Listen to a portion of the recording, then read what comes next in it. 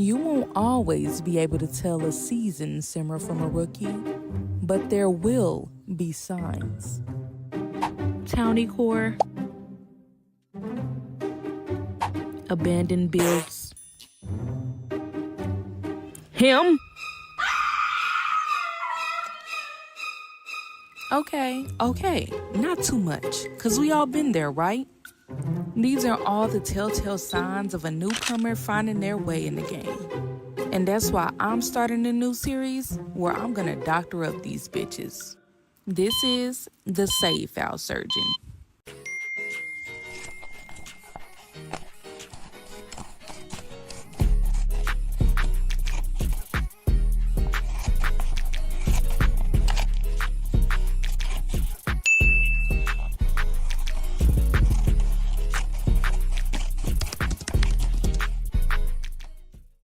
Remember that time when Justice Love had to whoop on some shit outside of her home? If you wasn't here for it, let's just say it didn't end too well.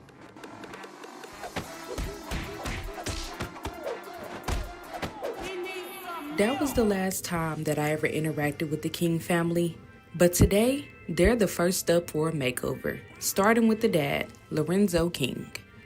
Now, before we get into it, I want to put a disclaimer out there. Today's video is not a tutorial. It's more of a yapping session, where I'll also share tips and show my process of sim creation.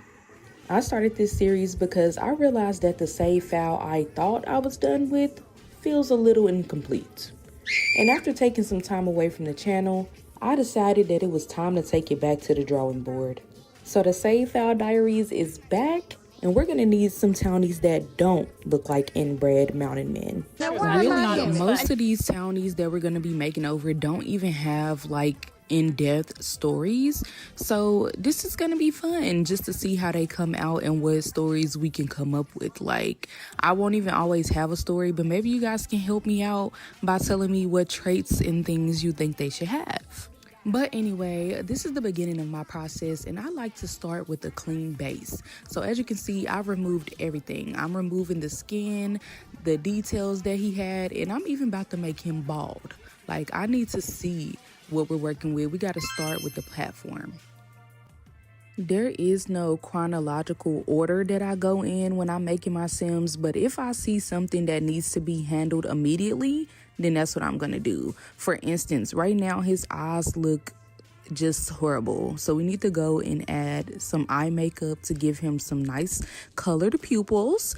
And I think we're either gonna do a brown on him or a dark brown. I have not decided yet. And I also know that we need to get these lips together. These lips have gotta go. One important part of my process is finding inspiration. I used to make my sims just out of imagination, but as you can see with the beginning of this video, that didn't go too well. Just going off the top of my head like that made some really ugly Planet of the Apes looking ass characters, and I just feel like now that I am a little more seasoned with content creation, I've learned that if you want to make attractive sims, you do need to have some type of inspiration or just, you know, a blueprint of where you're trying to go. So as I'm looking at this character, all I'm really saying to myself in this moment is LL Cool J. Now, I know what you're thinking. You thinking that I'm not going to be able to make him look like LL Cool J, but I'm here to prove you wrong, okay? We're going to get him as close as possible to LL as we can. We might come out of this with LL Cool Whip, but we're going to be as close as possible. See, when you got that blueprint, you can really get in the lab. Like, you know where to go when it comes to shaping their head, the jaw, the ears, the eyes. You got a clear outline of what you're supposed to be following. So you gotta really get in your bag right here. This is your world. Like, what you doing? Okay, so boom. You probably grasp it by now, but what I like to do first is take care of that base. If we talking in makeup terms, this is probably like the skin prep before getting into all the things. Like, we're gonna make sure the eyes are together, the nose is right, the lips is shaped the way it's supposed to be. We're gonna start with a clear base. It's not gonna be perfect yet because you haven't seen the overlays, but I like to do this first because I just feel like it sets the groundwork for what's to come next. Usually during this part, I also go into the skin details category and I go to the mouth detail, the brow details, the cheek details, and I do that first as well because this again is just the base. Like, you're trying to see what you can build on top of, and using as many skin details as possible helps it to be more realistic. And I know not everybody likes their realistic look. I do. I like the realism. That's why I was an alpha person at first. But again, I just like how it blends with the game when you use both. So yeah, I prefer to just keep on stacking as much as freaking possible until I get the desired look. Now, with all of that information, at this point, I'm going to leave all of the creators that I love to use in the description and my Patreon post as well, because I think you guys should definitely go check them out and see what works for you and what you would like to use for your Sims. But at this point, y'all, we just about to yap a little bit because I don't want to keep on repeating the same things. You can watch the video and see what I do and how I move, but it will really be repetitive for me to try to overly explain it. Now I'm gonna speed things up so we can just chat about the King family, because like I said, this is gonna be a new series called the Save File Surgeon. So we're gonna be making over a few families from my old saves and just kind of giving them new personalities, because I mean, shit, I don't even remember the personalities from the last save. The new Let's Play that I've been working on for literally, I think, like 2 years, y'all. I am not playing about this damn save file, and I'm not really playing about my Let's Play either, because the thing is, I'm exploring a lot of different things with this. I want to get into conspiracy. I want to get into all of that. Like, I want to get into Black history. I want to get into just blackness, period. I want it to be like a damn TV show almost. And I know that it's a game at the end of the day, but that's what I love about Sims 4, is that we can do like machinimas and stuff and connect it through those type of creative aspects, and that's what makes the game so addictive to me. Where I was going with that is basically to say that the new Let's Play that I've been working on, or I guess the villains are not just going to be dull, mean, cruel characters. They're going to have some heart too, and some backgrounds that, you know, why did this person become the way they are? It's going to be a rotational gameplay, and look, y'all, do he not give LL Cool J you mad? But anyway, let's move on to Asha, and I'll finish telling you guys about what I'm doing with this. So, villains. What really makes a villain? Everybody has a villain origin story. Whether you went into it for real or not is on you. But you might even been the villain in somebody else's story. Literally. Like, you are either in that era, have been through that era, or will go through that era. That does not make you an evil person.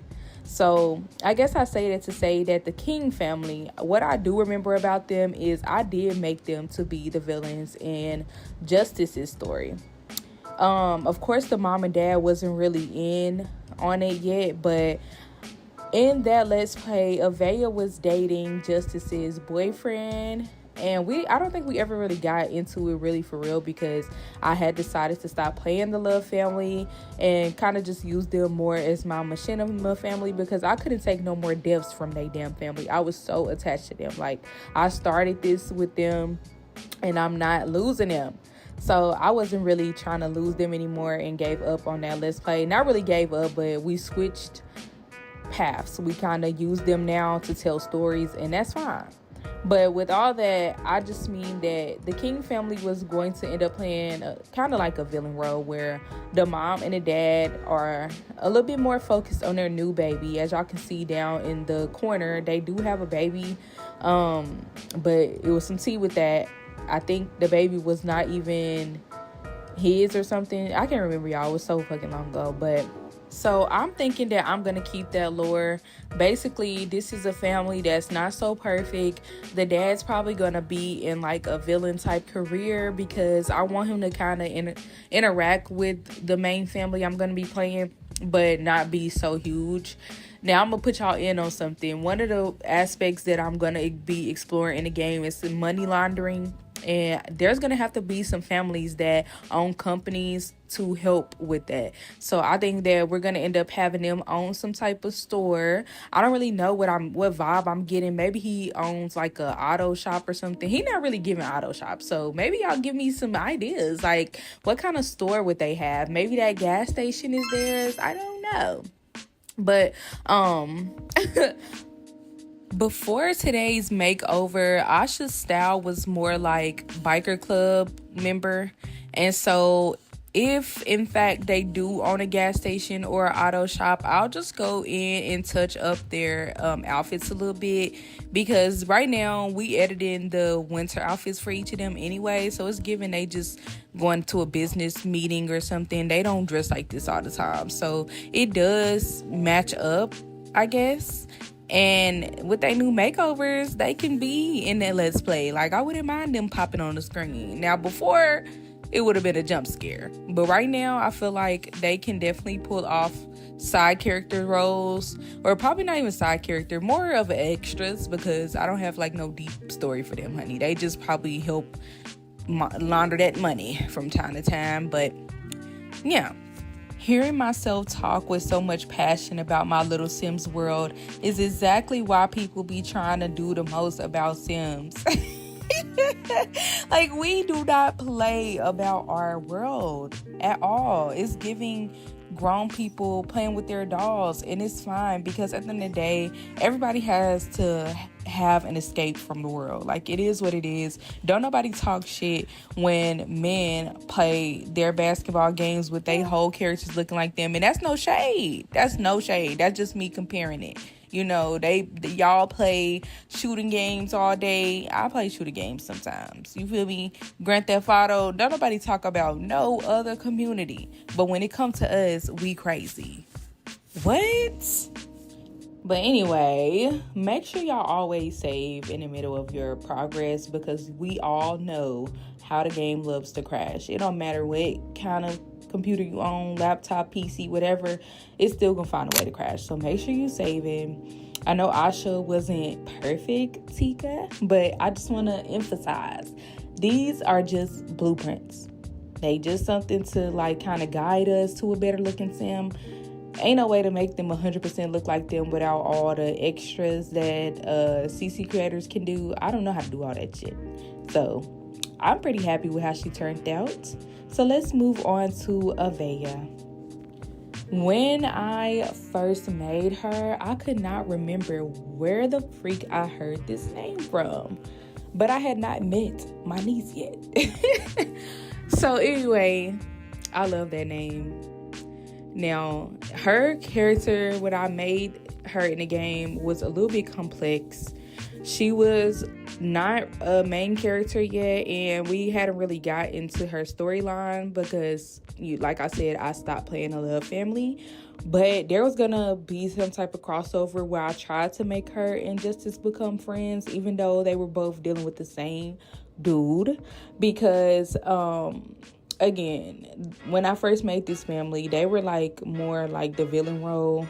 The mom and the dad were too focused on their new baby to be focused on their 17-year-old child that's about to graduate.